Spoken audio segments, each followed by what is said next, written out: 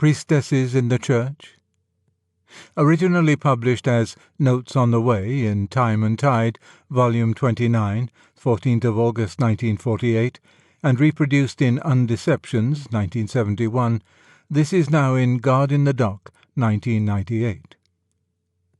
"I should like balls infinitely better," said Caroline Bingley, "if they were carried on in a different manner. It would surely be much more rational if conversation instead of dancing made the order of the day."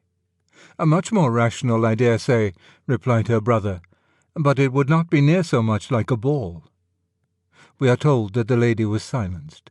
Yet it could be maintained that Jane Austen has not allowed Bingley to put forward the full strength of his position. He ought to have replied with a distinguo. In one sense, conversation is more rational, for conversation may exercise the reason alone, dancing does not. But there is nothing irrational in exercising other powers than our reason. On certain occasions, and for certain purposes, the real irrationality is with those who will not do so. The man who would try to break a horse, or write a poem, or beget a child by pure syllogizing would be an irrational man. Though at the same time, syllogizing is in itself a more rational activity than the activities demanded by these achievements. It is rational not to reason, or not to limit oneself to reason in the wrong place. And the more rational a man is, the better he knows this. These remarks are not intended as a contribution to the criticism of Pride and Prejudice. They came into my head when I heard that the Church of England was being advised to declare women capable of priests' orders. I am, indeed, informed that such a proposal is very unlikely to be seriously considered by the authorities.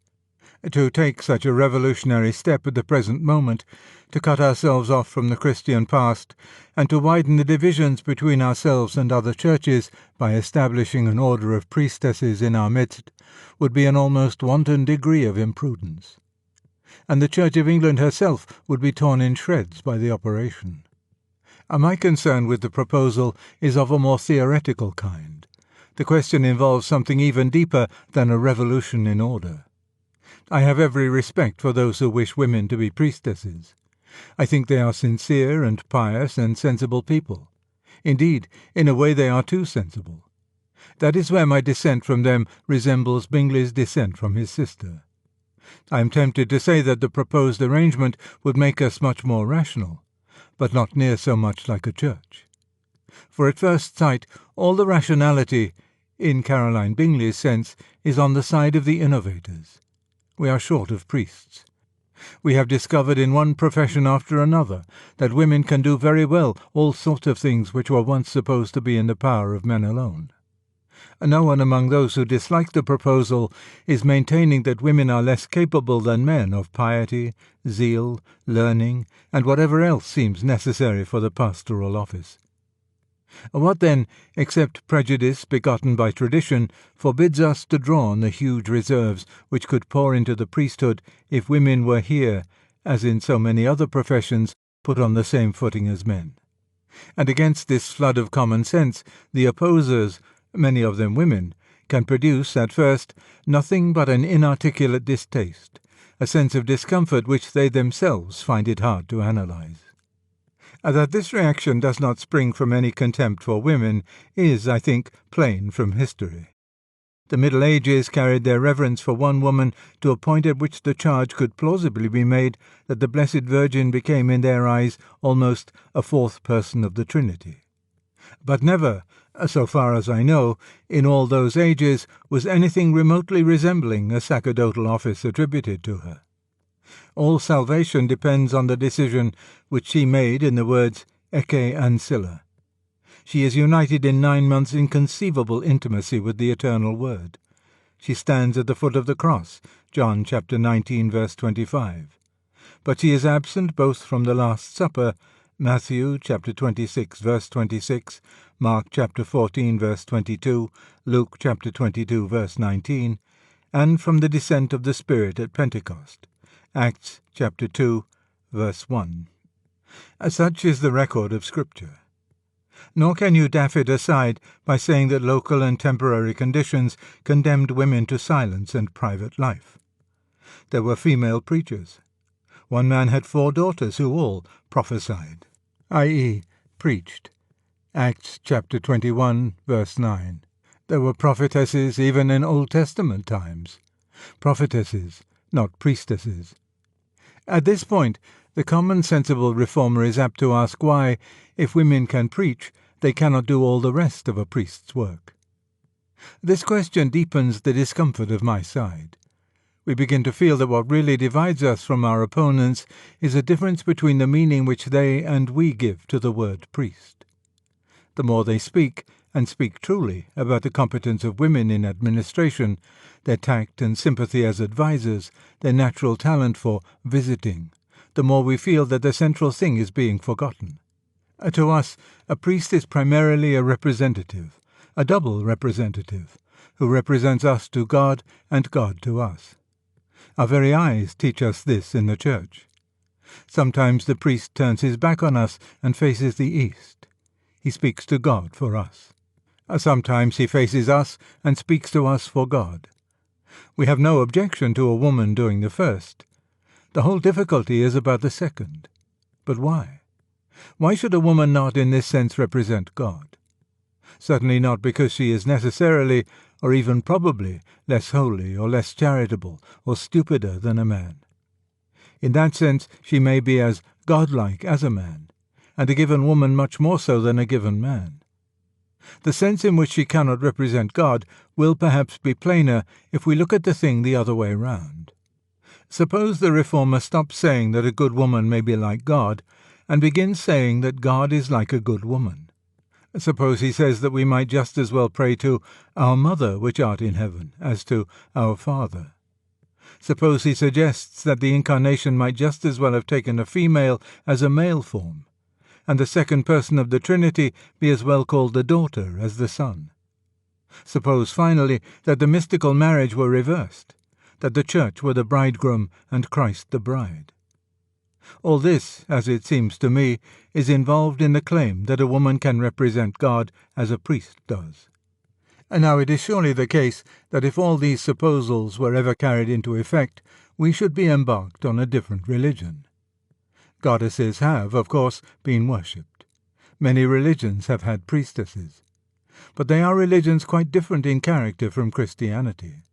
Common sense, disregarding the discomfort or even the horror which the idea of turning all our theological language into the feminine gender arouses in most Christians, will ask, why not? Since God is in fact not a biological being and has no sex, what can it matter whether we say he or she, father or mother, son or daughter?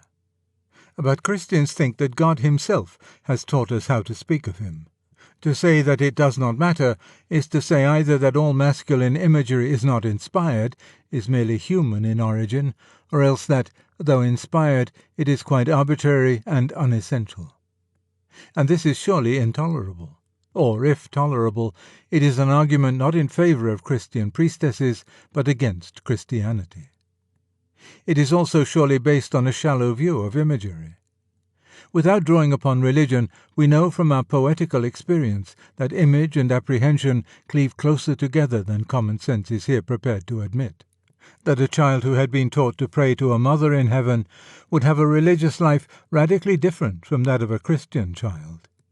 And as image and apprehension are in an organic unity, so, for a Christian, are human body and human soul.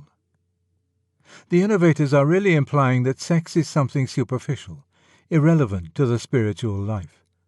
To say that men and women are equally eligible for a certain profession is to say that for the purposes of that profession their sex is irrelevant. We are, within that context, treating both as neuters. As the state grows more like a hive or an anthill, it needs an increasing number of workers who can be treated as neuters. This may be inevitable for our secular life. But in our Christian life we must return to reality. There we are not homogeneous units, but different and complementary organs of a mystical body. Lady Nunbernholm has claimed that the equality of men and women is a Christian principle. I do not remember the text in Scripture, nor the Fathers, nor Hooker, nor the Prayer Book which asserts it. But that is not here my point. The point is that unless equal means interchangeable, Equality makes nothing for the priesthood of women. And the kind of equality which implies that the equals are interchangeable, like counters or identical machines, is, among humans, a legal fiction. It may be a useful legal fiction, but in church we turn our back on fictions. One of the ends for which sex was created was to symbolize to us the hidden things of God. One of the functions of human marriage is to express the nature of the union between Christ and the Church. We have no authority to take the living and seminal figures which God has painted on the canvas of our nature and shift them about as if they were mere geometrical figures. This is what common sense will call mystical. Exactly. The Church claims to be the bearer of a revelation. If that claim is false, then we want not to make priestesses, but to abolish priests. If it is true, then we would expect to find in the Church an element which unbelievers will call irrational, and which believers will call supra-rational. There ought to be something in it opaque to our reason, though not contrary to it, as the facts of sex and sense on the natural level are opaque. And that is the real issue. The Church of England can remain a church only if she retains this opaque element. If we abandon that, if we retain only what can be justified by standards of prudence and convenience at the bar of enlightened common sense, then we exchange revelation for that old wraith, natural religion. It is painful, being a man, to have to assert the privilege or the burden which Christianity lays upon my own sex. I am crushingly aware how inadequate most of us are, in our actual and historical individualities, to fill the place prepared for us. But it is an old saying in the army that you salute the uniform, not the wearer. Only one wearing the masculine uniform can, provisionally until the parousia, represent the Lord to the Church. For we are all, corporately and individually, feminine to him. We men may often make very bad priests. That is because we are insufficiently masculine. It is no cure to call in those who are not masculine at all. A given man may make a very bad husband. You cannot mend matters by trying to reverse the roles. He may make a bad male partner in a dance. The cure for that is that men should more diligently attend dancing classes. Not that the ballroom should henceforth ignore distinctions of sex and treat all dances as neuter. That would, of course, be eminently sensible, civilized, and enlightened, but, once more, not near so much like a ball. And this parallel between the Church and the ball is not so fanciful as some would think. The Church ought to be more like a ball than it is like a factory or a political party.